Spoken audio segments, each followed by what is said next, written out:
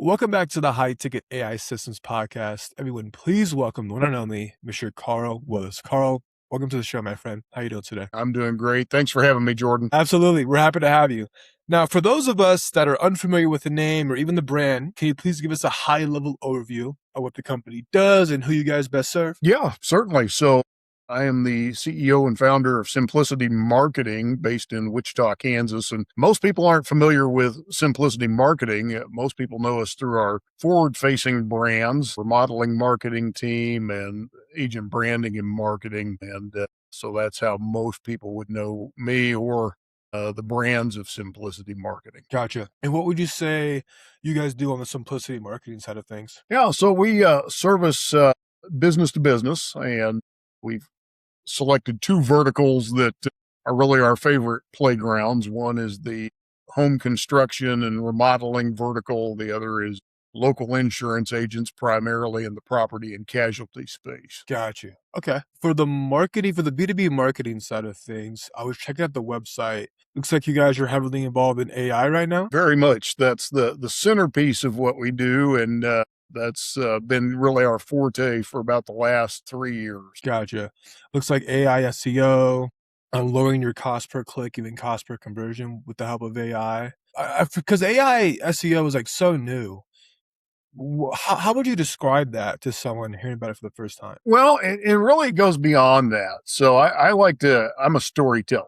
So, I'm a child of the 80s. And when Google began beta testing their AI process back in 2023, I looked at that and said, well, when the Terminator comes to town, it takes another Terminator, right? About that time, ChatGPT rolled out custom GPTs. And so my hypothesis was simply that if you were to take a local business and train a custom GPT on that business, you likely could produce the signals that Google's AI was looking for in a ranking context, and you could help that local business perform very well in the Google search environment. And so that's really what we began to build our SEO process around, was amplifying the voice of the local business in a way that Google's algorithm, being AI driven, would recognize and respond to. Got you. Got you. Do you make custom GPTs for all clients? We do. What's a custom GPT for those listening? So a custom GPT. So when ChatGPT first came out, everybody was like, "Oh, cool! You can tell it to write emails and stuff." But a custom GPT, instead of pulling from the broader internet, is trained on specifically on your data. So you train it on whatever data you want to train it on, and that's what it operates off of. And so that was the aha moment. I could take a GPT and take your business, Jordan, and ask you basically an interview and say, Jordan, tell me about yourself. Tell me about your business. Tell me about who are your biggest competitors. Tell me why you're better than they are. Tell me what it is you do differently. What's your unique selling proposition? Tell me what services do you offer? Tell me, who's your ideal client, and what is it that you do that makes you the best fit for that client, and ask you all these questions and then teach that AI all of those nuances, and then start using that to move the search needle through content, through, targeting specific keywords, through building topical authority clusters, through all sorts of creative ways to really build dominance around specific topics, specific ideas, and do that in a way that creates just valuable signal generation that the AI on the search engine side would recognize, and not just the search engine, but then realizing that search was changing. It wasn't just going to be Google anymore. You're going to have, ChatGPT and Perplexity and Claude and all these other platforms now out, gathering information on behalf of the user. What are some of the, I guess, stronger or hidden channels that help with backlinks or help with citations? Because you said content's changing and SEO is changing. So whenever you get an answer from AI overviews, where do you feel like it's pulling data from the most? Maybe some hidden places that common people wouldn't think of. Yeah. Well, I think one of my first ahas was AI loves LinkedIn. AI loves forums. Reddit has been found to have been a very strong signal generator for all the AI platforms. So Reddit forums have been a strong place, but LinkedIn in particular, LinkedIn articles have ranked strongly. We also know that YouTube is a data layer. We know that video shorts are a data layer. So Instagram Reels, TikTok Reels, any of those short form videos, those transcripts have been used to train large language models. So those are some of those data layers that people weren't really thinking about, and we found moved the needle significantly for our clients when we began to utilize it. Got you. Yeah, I know, like, Reddit is a freaking powerful one too. I'm not sure if you Yeah, noticed that as well, yeah, but Reddit, Reddit's phenomenal. does correct me if I'm wrong, but does Google own Reddit? Google, not that we know of.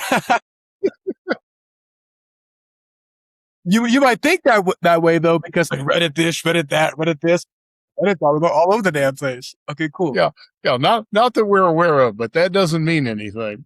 For sure. Under the table, Yeah. Regarding the and please help me if I'm if far off in left field, please help me. But I believe on the website you're helping B2B businesses lower their cost per conversion with the help of AI. How would that work from your perspective? Because I think it's freaking awesome though.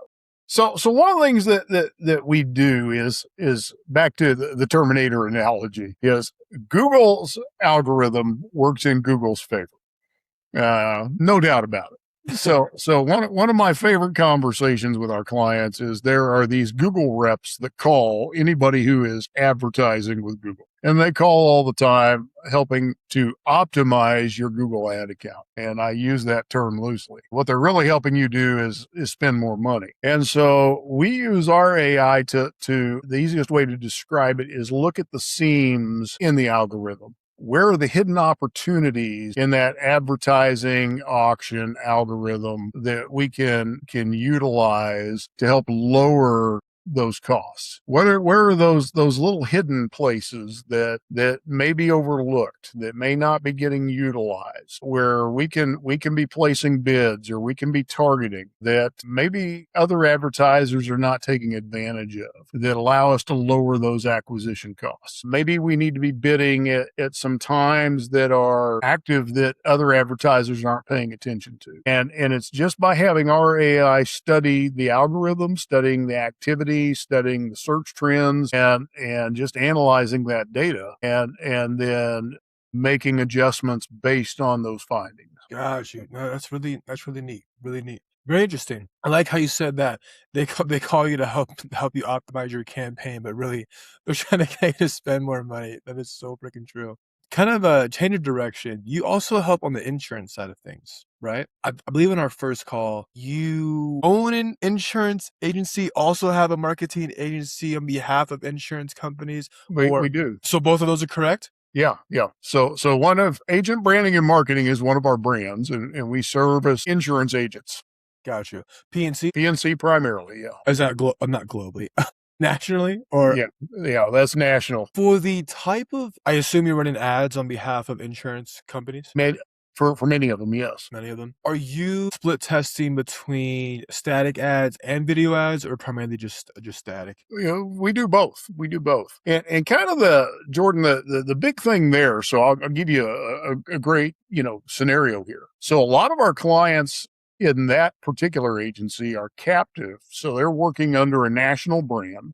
The scenario that they have is that national brand may put 10 other agents in their community who are within a 2-mile radius of where their office is located. So they are having to distinguish themselves from 10 other agents who operate under the same brand name, under the same national advertising, offering the same services that they do, but they have to create a unique selling proposition for themselves. And so that's what they're hiring us to do. How do I make you look distinctive when every other piece of advertising, every other service you offer, everything else about you looks the same as the other 9 agents around you? And so that again is what they're hiring us to do. How do I bring out what is unique about you and amplify that?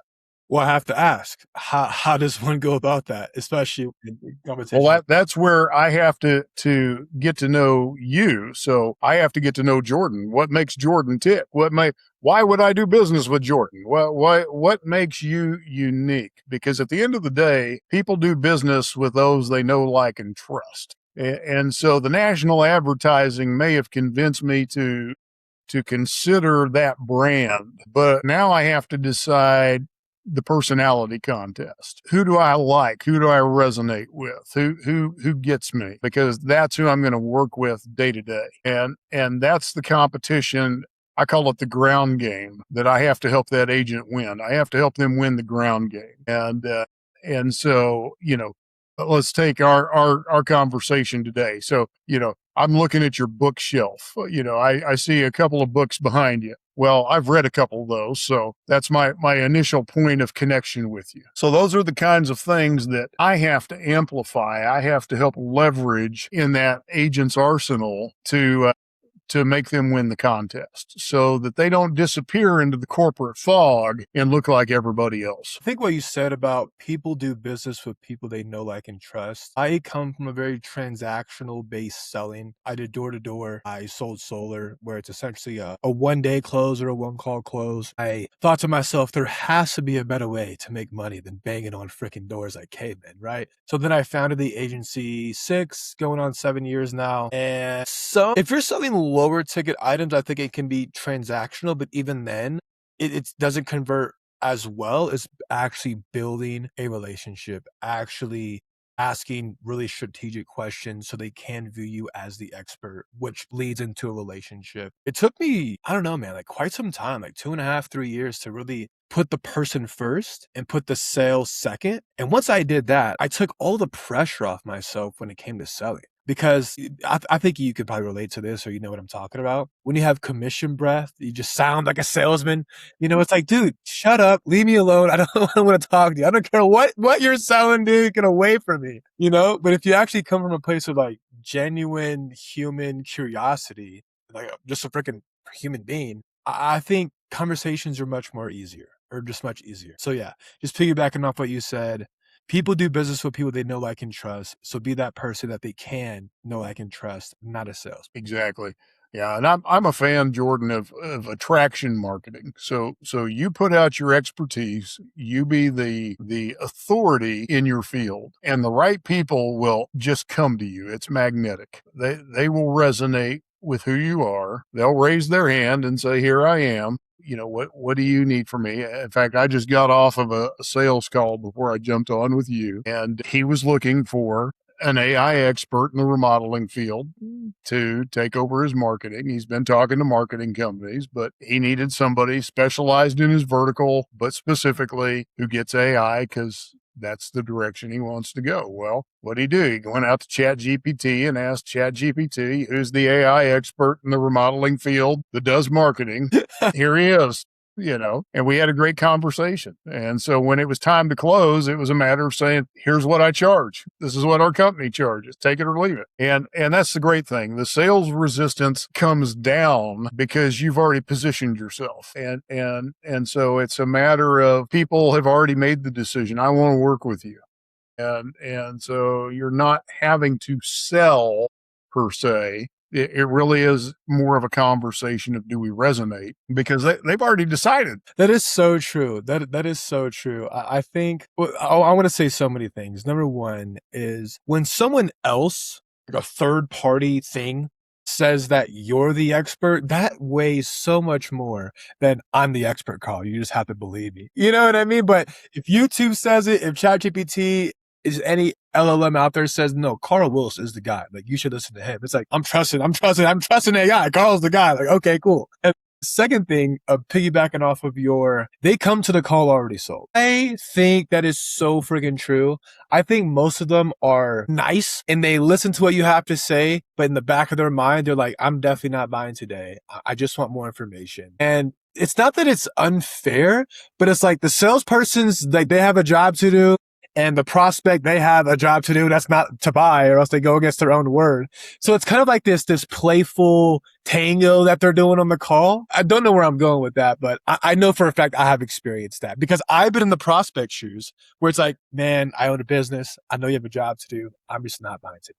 And they can respect that. But in the back of their mind, they're like, I know you're just saying that. You're definitely going to buy today, you know? And I've also been on the other side where like, I'm trying to sell something. And like, they say that to me. So it's like this tango that we have to play, Yeah, you know, yeah. for doing a dance. Have you experienced that at all? Again? All the time, all the time. I mean, it is a dance. And, I just, and I'm like you, I started in door to door sales. So I sold water softeners and encyclopedias. And I'm like, there's got to be a better way to do this, And then I found attraction marketing. I'm like, oh, no, this is a whole lot better. I'd rather put out content and people fall in love with me. And then, I just prefer this. This is so much better. But the truth is that, AI helps us position and amplify our expertise. And that's, what we're doing for clients is what we do for ourselves, but it changes the sales dynamic because that customer does come to us. And I laughingly tell people all the time that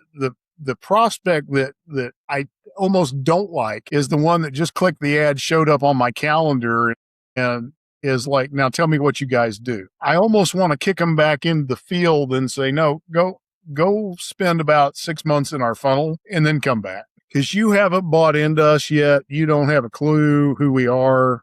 You don't know the value. You're just price shopping at this point. And even if you sign, you're probably going to be a pill. I'd almost rather you not. I'd rather you buy into the value. I'd rather you understand what problems we do solve and what we don't solve and then come back. Yeah, because then that entire call is like an education call, not really Yeah. what's your problem? Can we solve it? It's more like educating them on what we do, what problems we solve, the value we add. No, I totally get that philosophy. Question, for your attraction marketing piece, what type of content do you typically put out? So we do podcasts. We do a lot of YouTube videos. We do ebooks. We do white papers, blog posts. I mean, we're just constantly cranking out content. And this is kind of an interesting thing, Jordan. I think in business today, businesses almost have to think a little differently. And in some respects, you become a media company first and you monetize with whatever it is your service is, and that's really what we are. We have become a media company that we make our money by delivering marketing and growth partnership services. But really we produce a lot of media content. We educate, I've got prospects that jump on calls with me and tell me, I've got a study group that listens to your podcast every week and we dissect it. We download your white papers and we go through those and and so you realize that I am becoming a thought leader to my industry. And that's as much of what I do as running this marketing company, which is kind of a mind shift. It didn't used to be that way, but in today's world, you almost have to operate that way. And even the remodeling companies we serve are finding that in some ways they have to be a media company as much as they have to be a remodeling contractor. Showing and telling, what they do. Hey, here's the new bathroom we just did, and here's the latest kitchen we did. And so in today's world, in some ways we have to be that way. That is so interesting how you said we're a media company first and we monetize based on we monetize whatever the hell our primary service is. I was speaking with a few gentlemen the other day and they're in the real estate space. And they said Ryan Serhan, the fucking billionaire guy that does a lot of real estate transactions, cool, glad you know him. He says the exact same thing. Like, dude, we're a media company. We just happen to sell real estate. Like, I make content 24/7. Like, I have a full-time videographer. They follow me everywhere. I sit down and make content 3 times a week. Like, and they just content. And that has led to like billions of dollars in transactions. So, Yeah. but he says verbatim what you say. We're a media company first. And like if you start hearing the same thing over and over again, it's like you should look into that. So I think that's why I'm saying it out loud. We make podcast content, of course, blog posts. I am beating myself up every day for not sitting down in front of the camera and making like educational content on what we do, why we do it this way, the results we deliver, whatever. I mean, maybe it's the founder syndrome of like, I'm busy doing other shit, but like, I don't, no excuses, right? Do the damn freaking thing. But the podcast that you have, is it a personal podcast or like a business podcast? I know I actually have 3 of them. Sure. No, busy Well, man. when I say we're a media company, there's there I have one for each vertical, and then I have a personal one. But same thing. It's podcasts are the big driver. YouTube's the big driver. But I'm a fan of work smarter, not harder. So every blog post becomes a podcast. Every podcast is a video. So nothing gets wasted. Everything gets repurposed some way somehow. I like that. A blog post becomes a YouTube video. A YouTube video can become a blog post, and you can even condense it down shorter to written like LinkedIn and X posts. Carl, you're putting me on some mastery levels of game right now, dude. Yeah, Fucking thank you. yeah. No, nothing gets wasted. I appreciate that, man. Shit. And then correct me if I'm wrong. So the verticals we have insurance and then B2B, right? Are you showing up in a lot of search results? The sales call that you had earlier, Mhm. was he a Wichita guy? No, he's from St. Louis. He's from St. Louis, and he still found you even though you're in Wichita. How Yeah, do you we have clients all over the country. so naturally, frick yeah. How do you think he found you? ChatGPT is what he said. Maybe right. I'm trying to ask like what type of like content do you think is on the internet that led him to find you in Wichita? Maybe that's a horrible question. Hopefully you can understand what I'm We trying to. we have worked very hard to dominate lots of thought leadership topics. So, that's one of the things that we have really focused on is what is our audience asking and how do we get in front of it? And then as Google began to make their big shifts this year towards agentic search, we really jumped in front of that and said, okay, what do we need to be talking about to stay in front of that? We want to be the thought leaders in that. And so we really ran in front of that. So when the CEO of Google began making his interviews around March, we put out white papers. When Google did I/O 2026 in May, we put out another white paper, and then I did multiple webinars talking about what is agentic search, what does it look like, how does it work, demonstrated it, so just really rode that wave hard and made sure we were the front runners in that conversation. No, that's a very smart play. Very smart play. Let's see. You are clearly the expert in this field. For a new guy that's up and coming that, is looking to get their business off the ground, what's like one piece of advice that you would tell to kind of get to the level that you're at here today? Yeah, I think the biggest thing is there's really 2 things. Number 1 is figure out, number 1, who you are. If you don't know who you are, then it's going to be hard to figure out what your message is to the marketplace. And so get clear on who you are first and foremost. And then secondarily, figure out who is your most profitable customer. Who do you want to work with? And get clear on those 2 things and then start engineering from there. If you know who you are and the value you bring, then as you figure out who that most profitable customer is for you, it's easy to start then engineering and what can I put together that's valuable in the marketplace. So that's definitely good advice. I feel like a lot of people try to serve everyone, and when you serve everyone, you simultaneously aren't a good fit for anyone, really. That's it. That's it. And that was even, this last sales call, he was talking to one other company, and they were a marketing company that serves everybody. And so his question to me was, what are your thoughts? And I said, well, the buying cycle for somebody considering $100,000 home remodeling project is a lot different from somebody that needs an air conditioning repair guy because their air conditioner just quit. Right. And so I understand your market better because that's who we deal with. I said, the guy that's running marketing for the chiropractor, the bowling alley, and the heating and air company simultaneously doesn't understand your buyer. That's all I think about.